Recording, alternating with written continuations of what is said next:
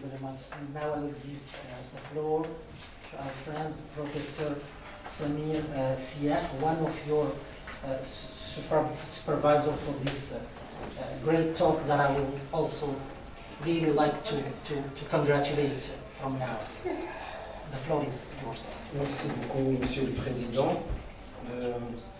Très heureux d'être parmi vous aujourd'hui.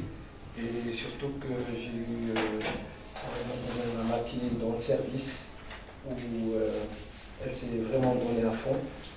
Donc j'en dirai pas plus. J'ai dit cette phrase, vous êtes vraiment investi. Et donc le but de tout ce travail a été donc de faire votre thèse de doctorat. Et je vais essayer un peu de répondre à certaines questions qui m'ont paru très importantes. Il y a eu beaucoup de questions, et des questions très importantes. Et je vais commencer par la question du professeur Leïla Sbabou pour le vaccin universel. Et ça, c'est très important. Pourquoi? Parce que nous savons que actuellement, les vaccins les plus performants, ce sont les vaccins ARN messager. Ça, tout le monde est d'accord. Et donc, ce qui manque, nous, effectivement, je vous ai parlé de la protéine spike. C'est vraiment cette protéine qui intéresse tout le monde. Et là, vous m'avez dit, on n'a pas trouvé de mutation sur la protéine spike. Synthétiser des génomes, prendre les synthèses communes entre les génomes ou les variants et les regrouper, ça demande un gros travail. Et ça demande aussi un investissement. Donc, c'est pour ça que si on peut aller très loin, ce serait très important, comme ça a été souligné. Pourquoi? Parce que l'ARN, synthétiser l'ARN, maintenant, ce n'est plus difficile. Ce n'est plus un problème. Donc, si on part, je vous donne des pistes. Je suis anesthésiste réanimateur.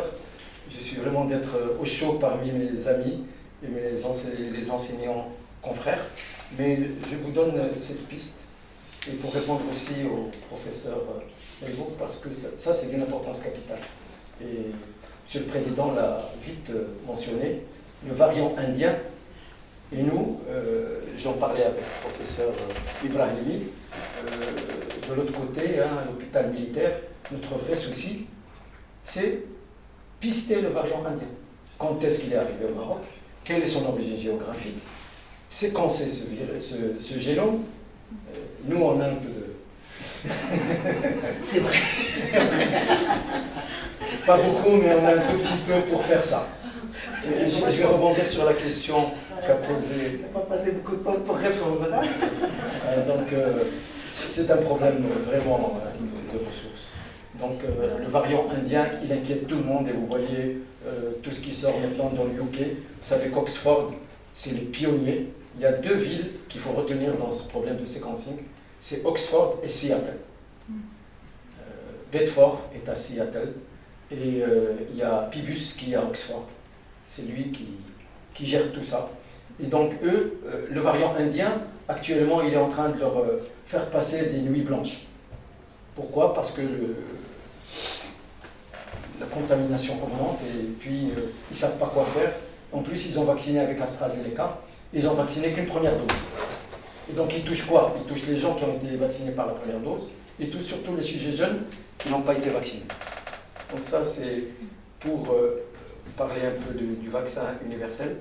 Je vais rebondir sur la question, Monsieur le Président, sur la tuberculose, Mycobacterium tuberculosis. Effectivement, ce problème des résistances, il pose un problème. Et ça ne se règle que par le séquençage, par la génomique, de même que le travail que vous avez fait sur l'Acinetobacter baumannii, qui est notre vraie hantise. Le brûlé, quand il est infecté avec Acinetobacter baumannii, une fois sur deux, il va décéder. On n'a pas d'antibiotiques, et même la colimycine qu'on avait mis de côté, qu'on avait préservé, maintenant il devient résistant à la colimycine. Il reste sensible à un seul antibiotique, qui est la nétromycine.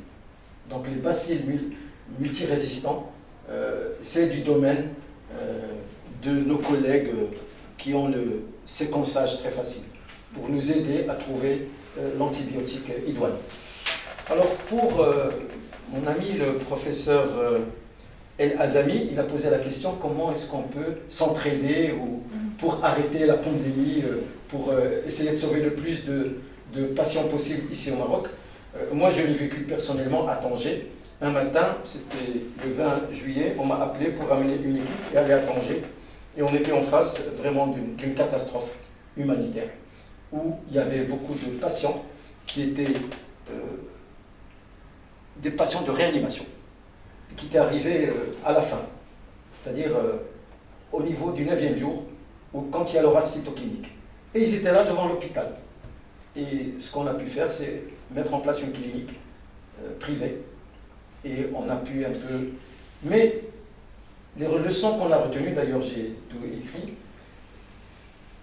c'est de travailler en amont, de tester le maximum. Et c'est ça le problème. De tester. Avant, on disait tester, isoler. Alors on les prenait, les patients, avec des comorbidités, et on les amenait dans une forêt, ce qu'on appelle la forêt diplomatique, pour ceux qui connaissent Tanger. Et c'est une grande forêt où il y a des logements qui peuvent accueillir jusqu'à 8000 personnes. Donc on les a confinés là-bas. Et on voyait un peu la circulation des virus qui descendait. Et les indicateurs, le R0, l'entrée-sortie des hôpitaux, et surtout en réanimation.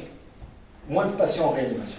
Mais il y avait avec moi un virologue, professeur Maranissa, de la faculté même, et on a pu essayer de redescendre un peu en dessous de ce qui est pathologique. Donc ça, c'est la première des choses, c'est de travailler en amont. La deuxième des choses, c'est qu'il y a la vaccination. Là, maintenant, on doit vacciner le maximum. J'ai vu les chiffres juste avant de venir. On est à 7 900 000 de deuxième dose. Et je crois 9 millions de première dose. C'est les chiffres que j'ai vus juste avant de venir. Donc il faut qu'on puisse encore vacciner davantage. Et là, il y a ce qu'on appelle l'action civilo-militaire. Nous, on travaille, je vous l'ai dit tout à l'heure, on travaille avec nos amis de la santé publique, la main dans la main. Ça, c'est inéluctable. On ne peut pas faire face à cette pandémie s'il n'y a pas cette interaction médecin militaire, médecin civil et surtout le paramédical. J'insiste beaucoup, le Covid, ce n'est pas les médecins, c'est le paramédical. On passait des nuits avec les infirmiers parce que quand ils voyaient le médecin de garde, eh bien, il restait avec nous.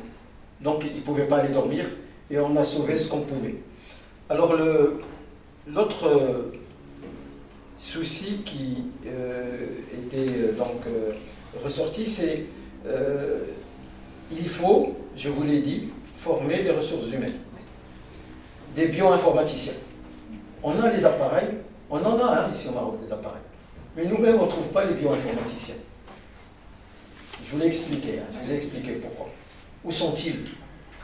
Trouvez-les-moi. C'est en cours. Peut-être que je m'adresse à... Oui, on lance justement un master l'année prochaine de bioinformatique. Voilà, nous à on leur donnerait vraiment...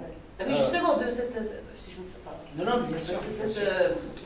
Cette leçon que nous a donnée justement le Covid nous a justement éclairé sur pas mal de chemins qu'il fallait tracer. Et donc, on a réorienté justement avec Célestine. Donc on a... Parce que nous, moi, je suis le responsable des ressources humaines, donc je peux les prendre. Il n'y a pas de problème. On va attendre.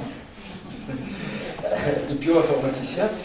Et je pense aussi que dans cette riposte, il y a le consortium, dont je vous ai parlé aussi. Donc ce consortium de veille génomique, il veille à tout. Et donc je pense que le professeur Ibrahimi a déjà mis en place, je crois, une bibliothèque ici. Vous avez une idée? Oui. Et donc, Monsieur le Président a parlé donc de mettre un pôle Afrique pour recenser, parce qu'il y avait le problème des variants sud-africains. Et le variant sud-africain, le AstraZeneca ne marche pas dessus. Ça, c'est une certitude. D'accord. Donc, alors, je vais aussi parler de quelque chose qui a été donc soulevé, c'est ces variants qui nous viennent.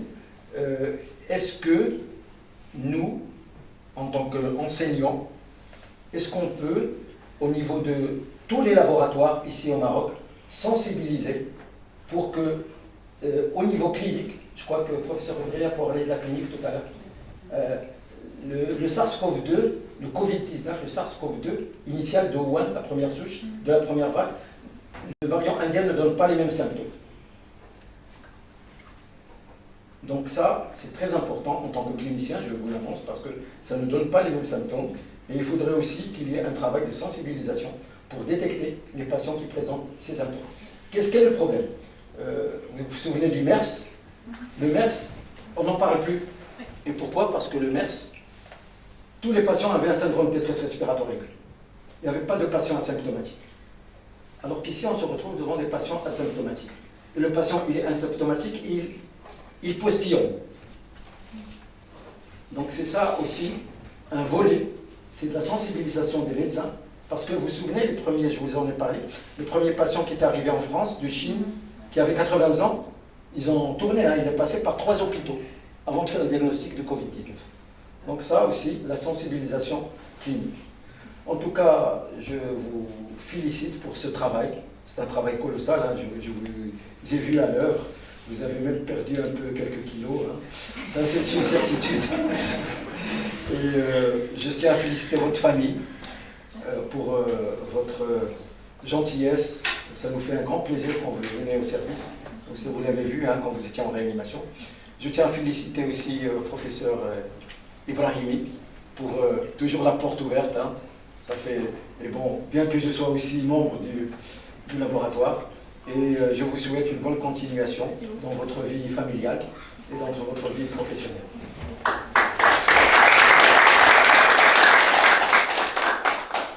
Thank you very much, Professor Sia, for these very rich comments. So now we will give the floor to the second supervisor, Professor Azdin Ibrahim. You have the floor. Thank you very much, Professor Badou. And first of all, I would like to thank all the jury members actually for accepting to judge this work and actually to be with us today to discuss this work. And it's a mixed feeling actually between the joy actually to see Mariam finish her thesis and actually the fulfilling kind of feeling that the work is well done. غنتكلم غير بالدارجه حيت بزاف الناس ما كيفهموش العربيه وبزاف هما من الصباح هما هنايا راه ما كنقتل حتى واحد ما كنصلحوا حتى واحد حتى حاجه غير مناقشه وقت تقول انا ما قبل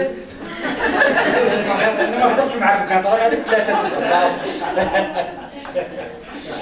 غير باش يفهموا بانه مناقشه علميه محضه اذا كونوا على خير ما يكون ضربوا السلاح غنقولوها لكم No, thank you guys for all the comments. I think they are very great comments, and I think she answered most of them. I think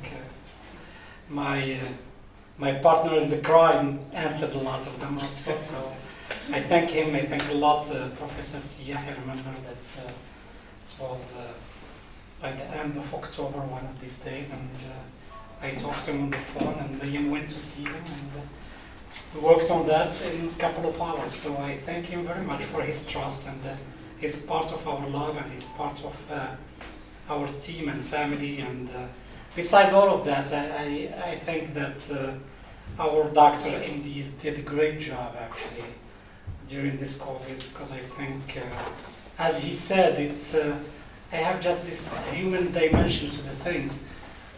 I put myself in the place of the first Moroccan MD seeing a person with COVID, what was his feeling, what he did, and I think it was a tough situation for everybody. And when I see the result today, and I think it's great, and I think it's great that we can criticize a lot our Moroccan health system, but I think through this crash test, we got a very nice result, and I think because our MDs, our nurses, our laboratory guys, our scientific did a great job, and I think it's great to be here today for this thesis, because I remember when we came to talk about the COVID, I think we had a nice meeting, and Mariam was there, and she was working on TB. But the question was, could we use all what we have as technology? Could we use all what we have as techniques to confront the COVID. And I think it's nice that we decided as a whole to do it, and I think the results are here. And Mariam did a great job actually, because putting the question, trying to answer them, and a lot of nuit blanche, but it's good actually. Suffering is good. It's not that bad. You have to like suffering because you achieve things, so it's not a big deal. So, but coming back to a couple of questions, I will just put in the context of things. So in the beginning, the first paper that we did actually, it's quite true. What we had as a question is how the virus got to Morocco, and I think it was a very interesting paper, and I'm very proud. I did a lot of great papers through my life, but having a paper that could have almost 50 citations in a few months, it's great. And doing it in Morocco, it's greater actually. And doing it with all just Moroccans, it's fantastic to do that. So it's fabulous to do that. So, and after that, when we get to this position, we challenged ourselves. How about if we can look all what we have in the databases at that time, and it was like 33,000 or 34,000 genomes, and we had everybody in lab, every single person in a couple of 2 days to do all the genomic analysis, and it's great we did it. And why we had this title? The title was very important because in Morocco at that time, we had this big question: was it interesting to do clinical trials on a Chinese variant that will be different from the Moroccan one? What a waste of time, energy if we are doing it for that, and nobody could forgive us for that.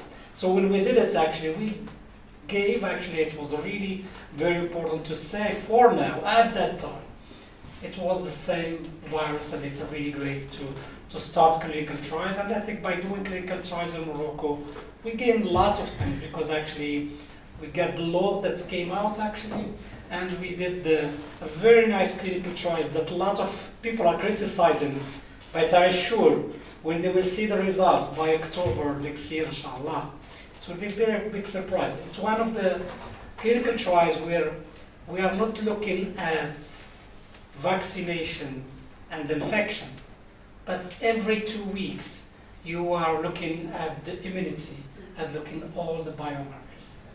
So you will have for the whole year all this data for 600 persons.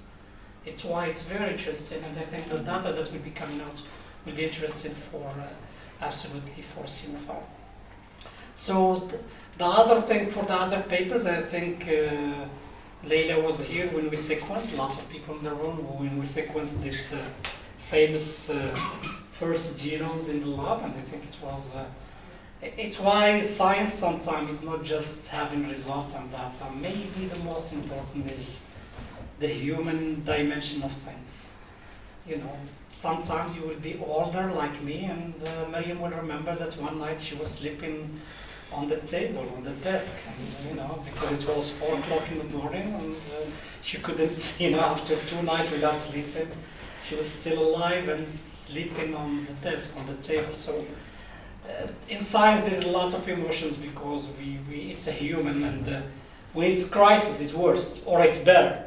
Because when it's crisis, you put yourself into it, you fight it, and you feel like you are doing something, and the impact is there. So, but coming to the vaccination, I think to this question of universal vaccine, I think this vaccine so far, after 2 billion vaccination, they are still having an impact, even with the first generation vaccines. Without this first generation vaccines, we would have never thought that we'll have this summer that we are trying to have this year, because the vaccination played a big role. Maybe with the second generation that will be looking at epitopes that are really stable, maybe it's going to be much better. So I'm very positive, and they share my feeling with what Mariam said. I think it's great to be optimistic, because I think a lot of things are coming in this sense. Comparing TB to actually SARS-CoV-2. I think TB is the worst nightmare of Morocco, actually. Maybe the CoV-2 will be leaving soon, hopefully. Maybe we'll get another CoV, I don't know, whatever number. But TB is still here. It's going to be for much longer. And I think what we have to do, and she did it, and maybe she could have put more emphasis on it, is when you do the sequence of a TB, whatever money you are putting on it, you could come up with great information that will save you money, save your patient, save time, and help the family with coming out of that, explaining that. When you do your genome, you can come up and say, it's resistant to that, resistant to that, resistant to that, sensitive to that, sensitive to this antibiotic, and that's it. And it's cost you, I mean, it will be costing you in Morocco soon less than maybe 1,000 dirhams to do it. So it's a great tool to propose to do that. So I think it's very interesting to do that. And for TB, I think we'll be putting more emphasis on it to do it. We are trying to get as much collaboration as we can. And you know, she talked about the recommendation. But she knew that for a couple of years, but I knew that for many years ago. And I'm still alive so far. So it's okay. I think we fight to get the right protocols and the right diagnosis for the patient, and I think it's coming out. And to be present in hospitals, we like it or not, this tool will be more democratized and will be more used in hospitals. I think that, and I think the impact is clear. And I'm very glad because a lot of Moroccans now, they know genomes, they talk about it, and they are familiar with it, and you can find people on the street actually talking about variant genomes. A year ago, nobody even knew about that. I think it's something that we can do. For variant, I think what's happening so far right now, I think, is the mutation. A lot of people are talking that this virus is mutating a lot. It's not true.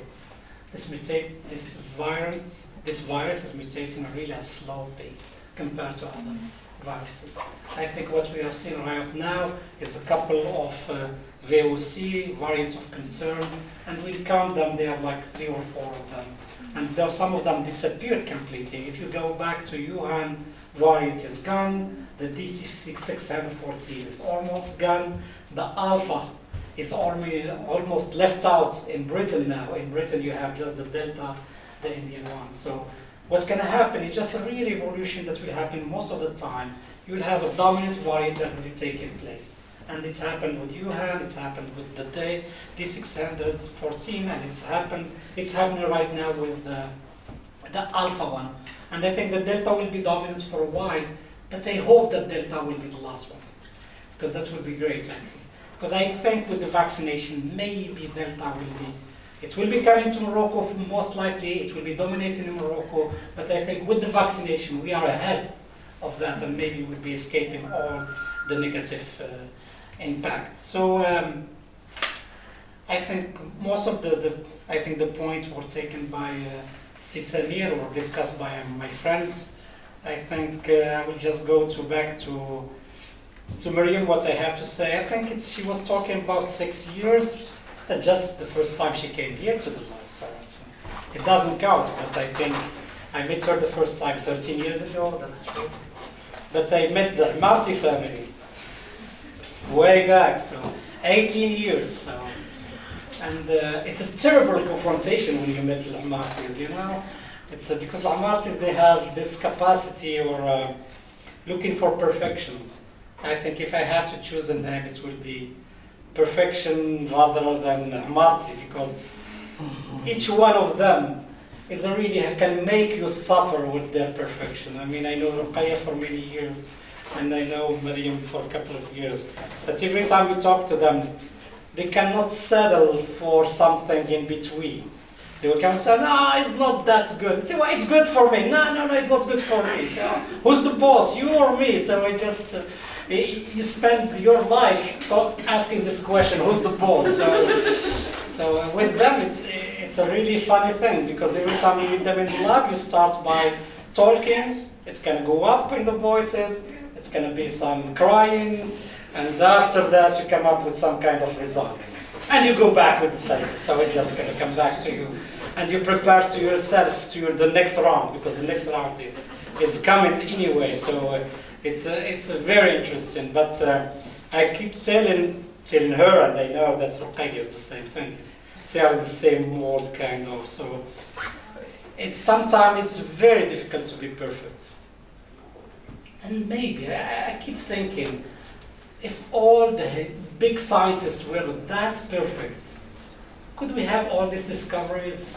I have no clue. I don't think so. I think you have to leave room to yourself. That's my thinking. Leave your thing for improvement. You write a paper with مريم and you were so satisfied. I mean, of course, I have more years in science than her. And she'll come back to you and say, no, it's not good.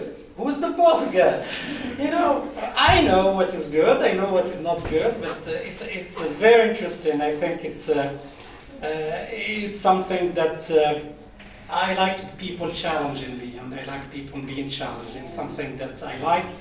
I know that I challenge a lot of people around me, but I like being challenged. Someone that is not challenging or not challenged is not suffering, and he's not alive.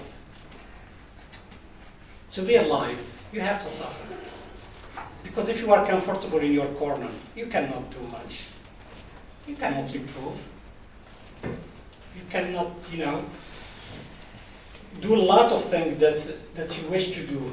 Because what's going to happen by the end, that I think I agree with them completely. Because I'm talking like a mathematic guy, when you will do your sigma,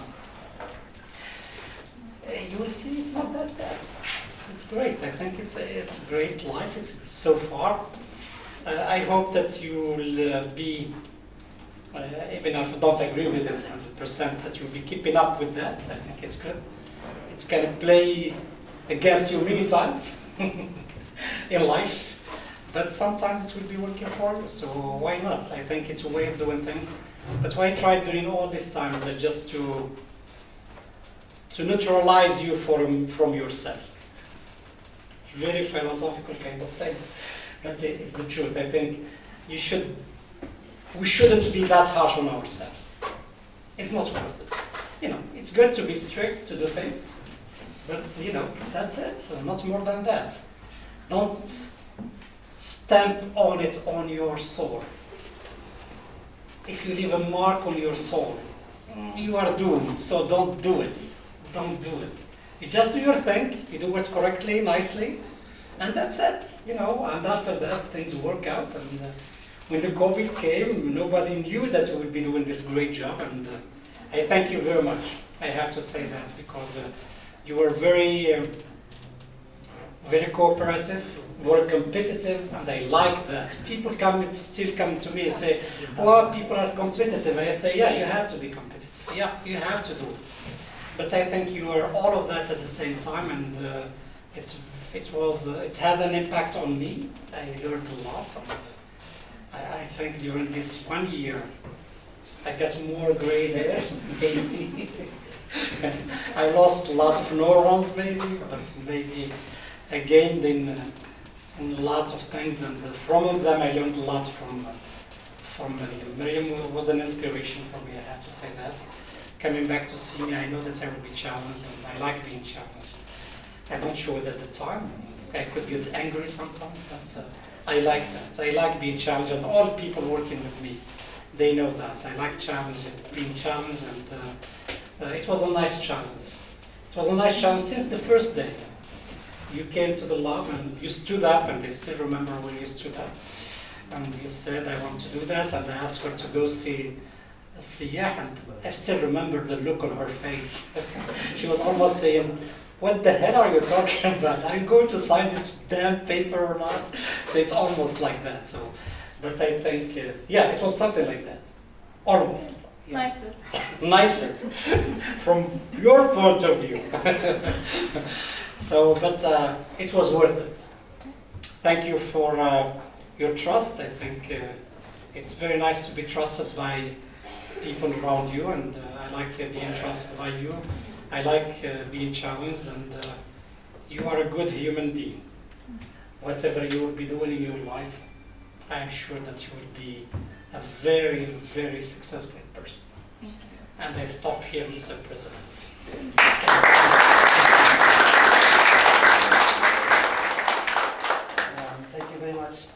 Ibrahimi, it says everything. When the boss is happy and the student is still not happy, it says everything about the personality, I think, right? I did demonstrate it. Yeah, there is nothing else to say. It's proven now. It's proven, exactly. So I think we will take a few minutes, right, to take a decision about our story, and then we will come back, or they will come back. No, we will come back. We will come back. Thank you very much. Donc, après étude de votre dossier, les membres du jury ont décidé à l'unanimité de vous octroyer le diplôme de docteur national avec la mention très honorable et les félicitations des membres du jury. Voilà. Félicitations.